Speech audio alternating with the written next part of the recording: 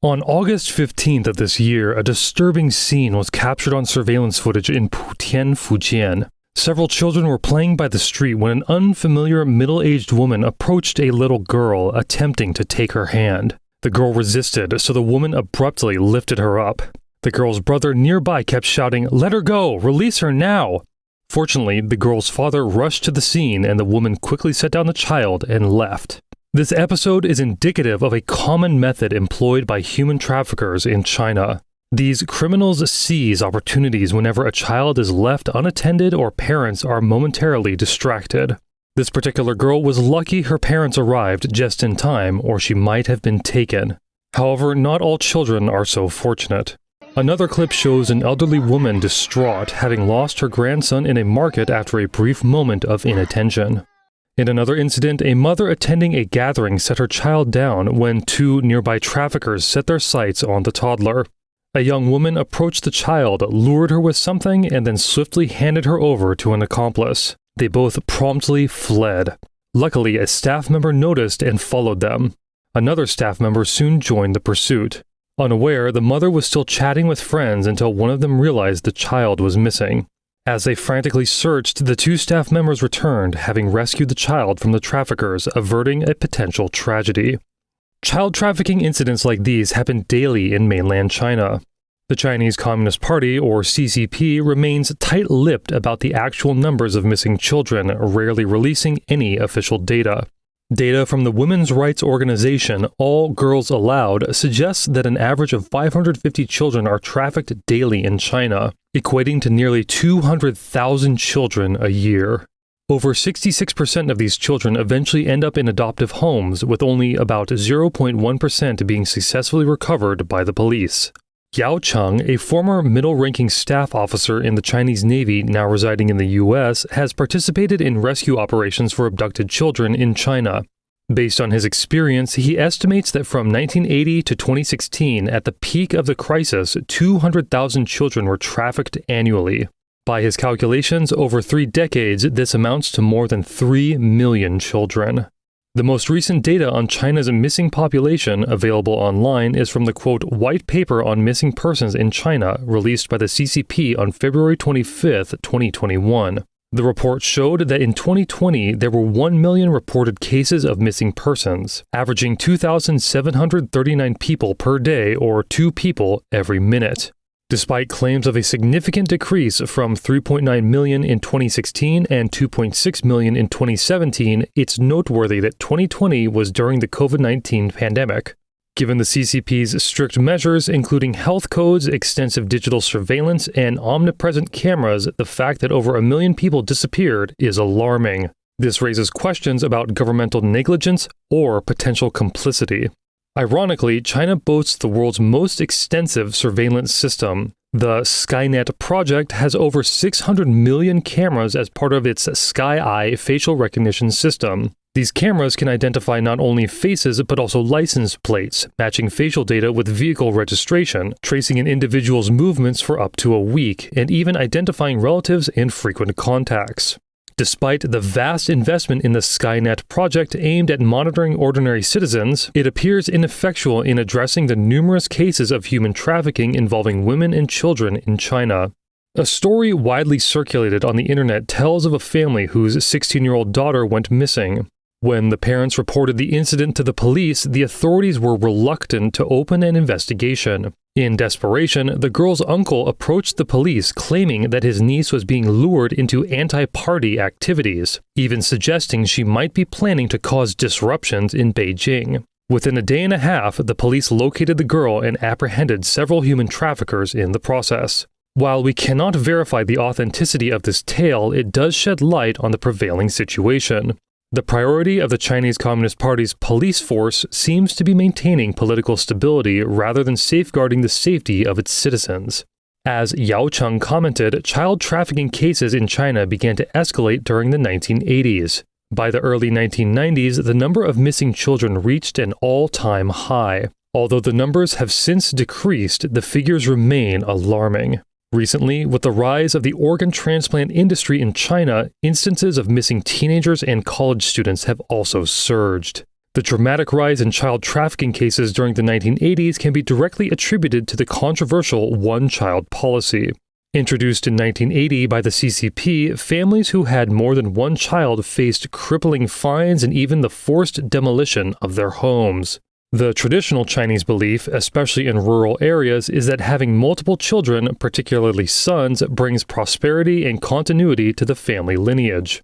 This led to many female infants being abandoned, given up for adoption, or sold. Families then illegally adopted or purchased male children. How prevalent was this?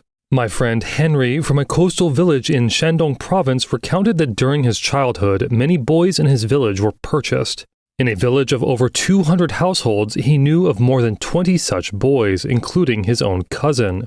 Henry distinctly remembers that in 1986, his uncle, after having a second daughter, sold the baby girl to then buy a 13-year-old boy from Guizhou. One of Henry's cousins was adopted by his aunt. In the early 1980s, she found a baby girl abandoned at her doorstep. Having been childless for several years and being relatively affluent in the area, she adopted the child. It later emerged that the baby girl was from a nearby village. The family, having had several daughters and facing hefty fines under the one-child policy, had chosen to give their child away in this manner. The young man, who had shared a video on TikTok seeking his biological parents, shares a similar backstory with Henry's cousin. The adoptive family had 3 daughters. A son was needed to continue the family lineage. So they gave up their second daughter for adoption. Then they purchased me. This upbringing wasn't beneficial to me. I felt like a servant in their home. The few times they were kind to me, I felt obligated to be deeply grateful to them. Recently, a news story went viral of a delivery man who had been trafficked as a child and recently reunited with his parents. On September 28th, after 34 years of separation, Li Qiang finally reunited with his long-lost mother in Beijing. Mother and son sobbed uncontrollably, and the mother even fainted at one point. The video moved many to tears. According to mainland media reports, the 36-year-old Li Qiang was born in Mianzhu County, Deyang City, Sichuan Province. In January 1990, while playing with his cousin outside his grandmother's house, 2-year-old Li Qiang was abducted and subsequently sold to a family in Shengqiu, Henan. Li Qiang's adoptive parents were temperamental and exceedingly strict. At age 5, after overhearing neighbors discussing his origins, the realization that he had been bought deeply traumatized him. This knowledge created an insurmountable rift between him and his adoptive parents. When he was 11, they told him that they were taking him to find his birth parents, only to abandon him in Sichuan. From then on, Li Qiang became a runaway. As a young child, Li wandered alone. Over the past 25 years, he traveled through Shandong, Hebei, Shanghai, and eventually settled in Beijing as a delivery man. All the while, he tirelessly searched for his birth parents, even forsaking marriage and family for his quest. Simultaneously, his parents never ceased searching for their lost son. The loneliness and hardships Li Qiang endured are perhaps unimaginable to many, but he was fortunate enough to eventually find his biological parents with the help of many. Just 2 days before the reunion, during an interview, Li Qiang conveyed his heartfelt message to his mother. "Although I might not have achieved much, finding you completes my life. I never want to let go again. Even though I'm an adult, I wish to be by your side. I yearn to rest my head on my mother's lap and sleep soundly. Mom, your son is doing well now. Despite the years we've been separated due to the filthy hands of traffickers, you've not only given me life, but also the courage to keep going. I yearn to hold you close." Not only are young boys in high demand, but the trafficking of girls and women is also rampant. China's one-child policy resulted in a significant gender imbalance, leaving many men, especially in impoverished remote regions, unable to find wives. This has given rise to a multitude of cases where young girls are bought as child brides or women are outright purchased as wives. Last year, the nation was shocked by the, quote, chained woman incident. A 38-year-old woman from Feng County, Jiangsu Province, was abducted at the age of 12 and was shackled with iron chains for years, used merely as a means for procreation, eventually giving birth to 8 children. Her haunting statement, quote, "The world has abandoned me," deeply moved countless individuals. Although the incident garnered extensive public attention, under the heavy hand of the CCP, the case was quickly hushed. In the end, the so-called husband who imprisoned her received a mere 9-year prison sentence. The true identity of the chained woman remains a mystery, with no subsequent news about her. Based on research and estimates from All Girls Aloud, out of Fujian province's population of 30 million in Putian City, there are an estimated 120,000 to 600,000 child brides. In an interview, Yao Cheng, reflecting on his years of rescuing trafficked children, noted that a majority of these victims are girls. He analyzed, quote, "A girl bought for just a few thousand yuan can serve as a laborer at home, and when she grows up, she can be married off. It's cost-effective." Some traffickers also exploit the economic potential of these girls, pushing them into entertainment venues, diversifying their utilization. Yao Cheng's statement underscores the grim avenues available for trafficked women and girls, which include forced marriages, forced labor, and the so-called entertainment venues, which in large part refers to the sex industry. According to the CCP's official media Prosecution Daily, not far from where the chained woman incident occurred, Jiangji Village in Xuzhou City had already been North Jiangsu's largest human wholesale market back in 2000. The prices of these trafficked women and children in this market had consistently risen over the years. In the mid-80s, boys could fetch over 10,000 yuan, while girls went for about 1,000 yuan. But between 1995 and 1996, the prices soared to between 20,000 and 30,000 yuan. One of my colleagues, Emily, is originally from Shandong, which borders North Jiangsu. She shared that in the 1980s, it was common in their rural areas for older bachelors to buy wives. Almost every village had several women trafficked from Sichuan, Yunnan, Guizhou, and other regions. Some of these women had previously been married and had children but were tragically sold off again by traffickers. Others were just teenagers, yet were forcibly married to men in their 50s or 60s. For these abducted women, those who are submissive and endure hardships might lead a somewhat normal life. However, those with strong personalities or desires to escape typically face years of confinement and abuse, with some even being tortured to the point of mental breakdown. In the footage, a woman, a decade after being abducted and sold, has lost her sanity to the point where she no longer recognizes even her own mother. When she was eventually discovered, her mother breaks down in inconsolable tears. The rampant trafficking of women and children in China can be largely attributed to the passive or even complicit stance of local governments. Every village in China has grassroots government institutions known as village committees responsible for rural governance. Yet, when confronted with the desperate pleas and cries for help from these trafficked women, they turn a blind eye. Worse still, some even assist buyers in laundering the identities of these abducted women and children.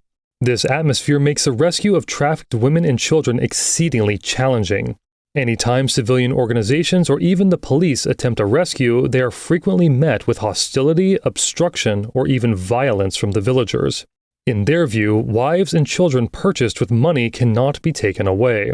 Some buyers may well be embedded within local social networks, leading local police stations to be passive or even tip off villagers, thereby hindering rescue efforts. Today, many trafficked children have grown into adults. Numerous individuals, upon learning of their abducted status, are using various means to search for their biological families. The advent of short video social platforms has provided a new avenue for distraught parents and trafficked children to post videos in hopes of reuniting. Last year, a heart-wrenching video went viral. In it, a woman holding a picture of herself as a child and dressed in traditional Chinese wedding attire addresses the camera. "Hello everyone, I'm Bai Xuefang. I am an abducted child.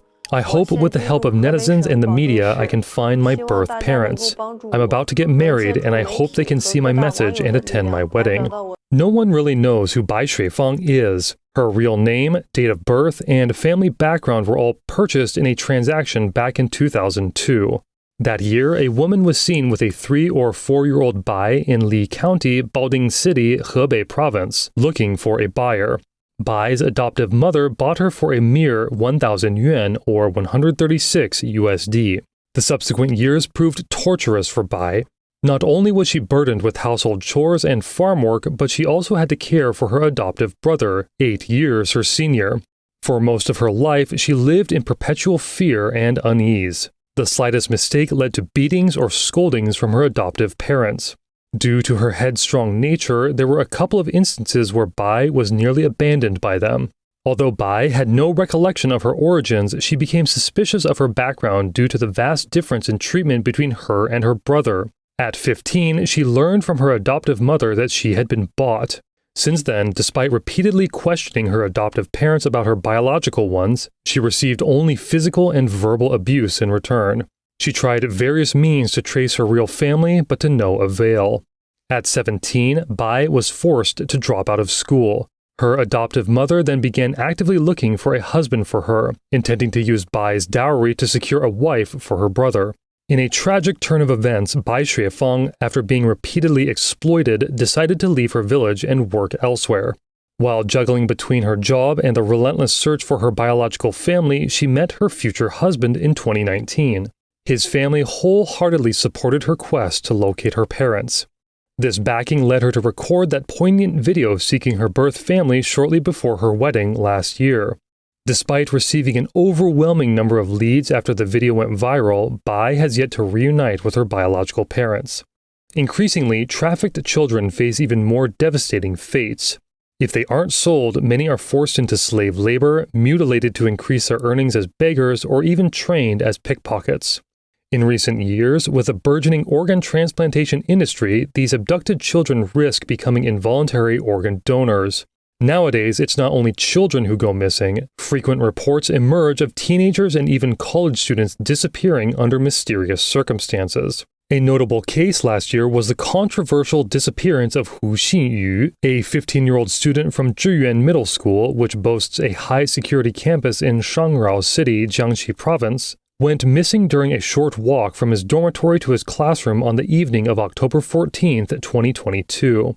During the subsequent investigation, the school claimed that the surveillance logs from that particular day had been lost. Technicians from the company that supplied the surveillance equipment were allowed limited access to only 6 devices, with the police restricting access to the rest. A staggering 106 days later, the police announced they had found Hu's body, claiming he had hung himself. Such dubious actions by the authorities sparked suspicions of a cover-up, with some speculating that the case might be tied to illicit organ trading. The police's inaction has prompted many bereaved parents to form search parties to locate their missing children. Their search leads them from city to city. In the video, every child's photo laid out on the ground represents a missing child. However, these searching parents are often unwelcome in many places. On October 3rd, a group of parents searching in Fujian was forcibly dragged onto a bus by the local police. During the incident, some parents were injured by plainclothes officers. The man in the video is named Guo Gangtang. On September 21, 1997, when his 2.5-year-old son was playing alone at the door, he was abducted by traffickers. From that day on, Guo embarked on a difficult journey to find his son. Over 24 years, he rode motorcycles across all 31 provinces of China, traveled over 500,000 kilometers, and wore out 10 vehicles. He said, quote, "Only on the way do I feel like a father." 24 years later, in 2021, Guo Gangtang finally reunited with his son. However, to his astonishment, the lost son was only about 50 kilometers away from home. Moreover, the child wasn't found by him personally, but was discovered during a special operation in 2021 by the Public Security Bureau called Reunion. They accomplished in just 9 days what Guo Gangtang couldn't achieve in 24 years. This incident highlights that the inaction of the police over the years has unnecessarily prolonged the agony of families with missing children.